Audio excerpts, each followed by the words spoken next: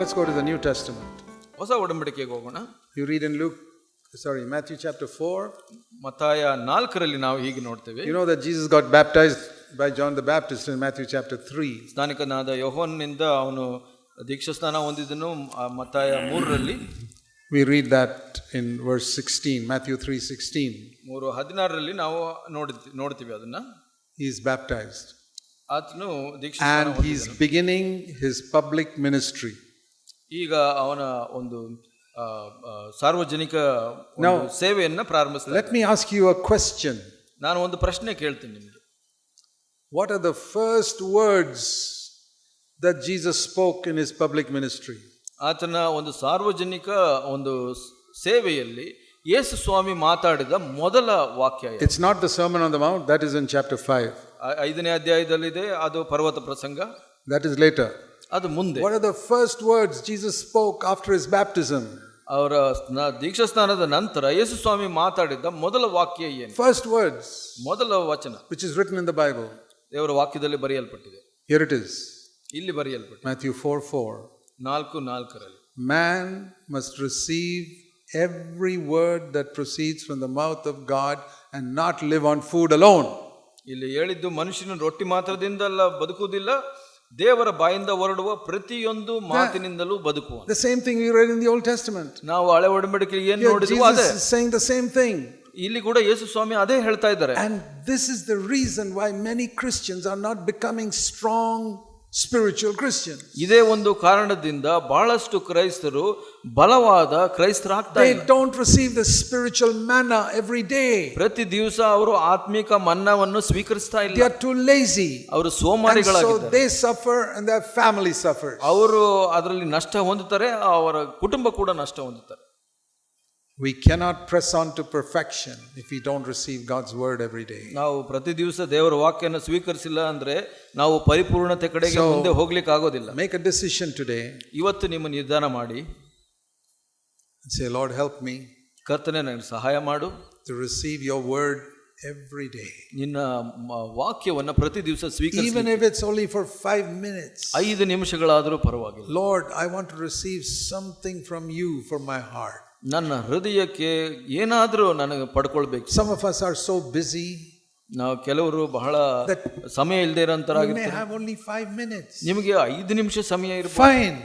ಪರವಾಗಿಲ್ಲ. Spend those 5 minutes reading something from scripture and say, Lord, speak to me. 5 ನಿಮಿಷ ಏನಾದರೂ ಸ್ವಾಮಿ ನನಗೆ ನನ್ನಲ್ಲಿ ಮಾತಾಡು, ನನಗೇನಾದರೂ ಕೊಡು ಅಂತ ನೀವು ಬಯಸಬೇಕು, ಕೇಳಬೇಕು. Make it a habit. ಅದನ್ನ ಅಭ್ಯಾಸ ಮಾಡಿಕೊಡಿ. Don't say I forgot. ನಾನು ಮರ್ತು ಬಿಟ್ಟೆ ಅಂತ ಹೇಳಬೇಡಿ. Let me ask you a question. ನಾನು ಒಂದು ಪ್ರಶ್ನೆ ಕೇಳ್ತೀನಿ. Is there any day ಯಾವತ್ತಾದರೂ in your past life ನಿಮ್ಮ ಹಳೆ ಜೀವಿತದಲ್ಲಿ where you forgot to eat your food? ನೀವು ಊಟವನ್ನು ಮಾಡೋದನ್ನ ಮರ್ತಿದ್ದೀರಾ? Any day? ಯಾವತ್ತಾದರೂ? Even one day? ಒಂದು ದಿವಸ.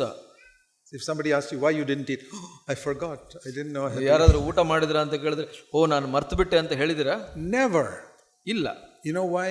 ಯಾಕೆ ಗೊತ್ತಾ? Because our body cries out with hunger. I want food. ಯಾಕೆ ಅಂದ್ರೆ ನಮ್ಮ ಶರೀರ ಆ ಹಸಿವೆಯಿಂದ ಕೂಗುತ್ತೆ. That is the mark of a newborn baby. ಅದು ಗುರುತು, ಒಂದು ಹೊಸದಾಗಿ ಹುಟ್ಟಿದ ಮಗುವಿನ ಗುರುತು. Crying, I want milk, I want milk, I want milk. ನನಗೆ ಹಾಲು ಬೇಕು, ಹಾಲು ಬೇಕು ಅಂತ ಕೂಗುತ್ತೆ ಮಗು. 1 Peter chapter 2 it says you must cry for the word of God like that. 1 ಪೇತ್ರ 2ರಲ್ಲಿ ಹೇಳುತ್ತೆ ದೇವರ ವಾಕ್ಯಕ್ಕಾಗಿ ನೀವು ಹಾಗೆ ಕೂಗಬೇಕು ಅಂತ. You don't know that verse? 1 Peter chapter 2. 1 ಪೇತ್ರ 2ನೇ ಅಧ್ಯಾಯ. 1 Peter chapter 2. 1 ಪೇತ್ರ 2ನೇ ಅಧ್ಯಾಯ. Verse 2. 2ನೇ ವಚನ. Like newborn babies, long for the pure milk of the word of God, so that you can grow in respect to salvation. ಇಲ್ಲಿ ಹಸು ಮಕ್ಕಳಂತೆ ಪಾರಮಾರ್ಥಿಕವಾದ ಶುದ್ಧ ಹಾಲನ್ನು ಬಯಸಿರಿ, ಅದರಿಂದ ಬೆಳೆಯುತ್ತಾ ರಕ್ಷಣೆಯನ್ನು ಹೊಂದುವಿರಿ. So wherever we look, whether it is Genesis or Jesus' words or Peter, they are saying the same thing. ಇಲ್ಲಿ ನಾವು ಎಲ್ಲಿ ನೋಡಿದ್ರು ಆದಿಕಾಂಡದಲ್ಲಿರ್ಬೋದು, ಯೇಸುವಿನ ವಾಕ್ಯಗಳಾಗಿರ್ಬೋದು, ಪೇತ್ರನ ವಾಕ್ಯಗಳಿರ್ಬೋದು, ಎಲ್ಲ ಒಂದೇ ಹೇಳ್ತಾ ಇದ್ದಾರೆ. See how a baby cries out. ಮಗು ಹೇಗೆ ಹೇಳುತ್ತೆ ನೋಡಿ. It will never be happy with anything.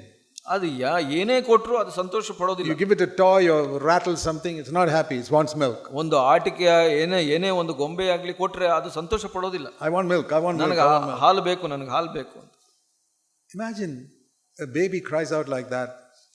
ಅದನ್ನ ಯೋಚನೆ ಮಾಡಿ ನೋಡಿ, ಮಗು ಹೇಗೆ ಹೇಳುತ್ತೆ. Okay, next time you hear a baby crying out, remember you also got to cry out to God like that. ಯಾವತ್ತಾದ್ರೂ ನಿಮ್ಮ ಮುಂದೆ ಮಗು ಅಳೋದನ್ನ ಕೇಳಿಸ್ಕೊಂಡ್ರೆ ನೀವು ಹಾಗೆ ದೇವರ ವಾಕ್ಯಕ್ಕಾಗಿ ಅಳಬೇಕು ಅನ್ನೋದನ್ನ ಯೋಚನೆ ಮಾಡಿ, ಕೂಗಬೇಕು ಅನ್ನೋದನ್ನ ಕೇಳಿ. Do I cry to God like that for the milk of the word of God? ದೇವರ ವಾಕ್ಯದ ಒಂದು ಹಾಲಿಗಾಗಿ ನಾನು ಹಾಗೆ ಕೂಗ್ತೀನ ಅಂತ ಕೇಳ್ಕೊಳ್ಳಿ ನಿಮ್ಮ. I'll tell you my testimony. ನನ್ನ ಸಾಕ್ಷಿ ನಾನು ಹೇಳ್ತೀನಿ. I was working in the Navy. ನಾನು ಒಂದು ನೌಕಾ ಇದರಲ್ಲಿ ಕೆಲಸ Every morning when I got up, ಪ್ರತಿ ದಿವಸ ನಾನು ಎದ್ದಾಗ, before I went to work, ನಾನು ಕೆಲಸಕ್ಕೆ ಹೋಗೋ ಮೊದಲು I would kneel down, ನಾನು ಮೊಣಕಾಲು ಹಾಕಿ spend some time in prayer, ಸ್ವಲ್ಪ ಸಮಯ ಪ್ರಾರ್ಥನೆಯಲ್ಲಿ ಕಳೀತೀನಿ. take my Bible, ನನ್ನ ಬೈಬಲ್ ತೆಗೆದುಕೊಂಡು sit down on my table ನನ್ನ ಟೇಬಲ್ ಮೇಲೆ with a notebook and a pen, ಒಂದು ನೋಟ್ and ಪುಸ್ತಕ I ಮತ್ತು pen studied the word of God. ದೇವರ ವಾಕ್ಯವನ್ನು I finished that, then I went to work. ನಾನು ಅದನ್ನು ಮುಗಿಸಿದ ನಂತರ ನಾನು ಕೆಲಸಕ್ಕೆ ಹೋಗ್ತೇನೆ. Every day. ಪ್ರತಿ ದಿವಸ. And the same thing at night. ರಾತ್ರಿ ಕೂಡ ಹಾಗೆ. And I grew. ನಾನು ಹಾಗೆ grew in the Lord. ನಾನು ಕರ್ತನಲ್ಲಿ ಬೆಳೆದೆನು ಅದಕ್ಕೆ. And I experienced a lot of miracles in my life. ಹಾಗೆ ನಾನು ನನ್ನ ಜೀವಿತದಲ್ಲಿ ಬಹಳ ಅದ್ಭುತಗಳನ್ನು ಕಂಡೆನು. Do you know that the word of God can even bring healing into your body? ದೇವರ ವಾಕ್ಯ ನಿಮ್ಮ ಶರೀರದ ಸ್ವಸ್ಥತೆಗೆ ನಡೆಸುತ್ತೆ ಗೊತ್ತಾ? I show you that verse in ಅದನ್ನು ಕೂಡ Proverbs chapter 4. ಜ್ಞಾನೋಕ್ತಿ 4ನೇ ಅಧ್ಯಾಯ. Proverbs chapter 4. ಜ್ಞಾನೋಕ್ತಿ 4ನೇ ಅಧ್ಯಾಯ verse 20. 20ನೇ ವಚನ. My son, give attention to my words, God says. ಕಂದ, ನನ್ನ ಮಾತುಗಳನ್ನು ಆಲಿಸು. Incline your ear to my sayings. ನನ್ನ ನುಡಿಗಳಿಗೆ ಕಿವಿಗೊಡು. Don't let them depart from your sight.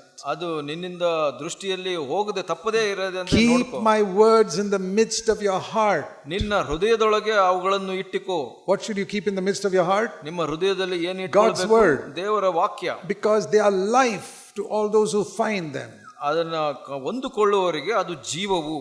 And health to their whole body. ದೇಹಕ್ಕೆಲ್ಲ ಅವೇ ಆರೋಗ್ಯವು. I can testify to that.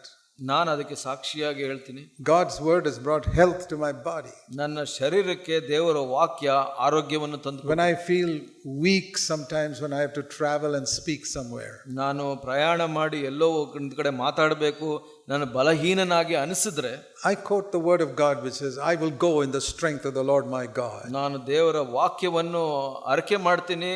ಕರ್ತನ ವಾಕ್ಯದ ಬಲದಲ್ಲಿ ನಾನು ಹೋಗ್ತೀನಿ. I can tell you numerous times. ನಾನು ಬಹಳಷ್ಟು ಸಲ ನಾನು ಹೇಳ್ಬೋದು, that word is true. ಆ ವಾಕ್ಯ ನಿಜವಾದ. God's word can be health to your body.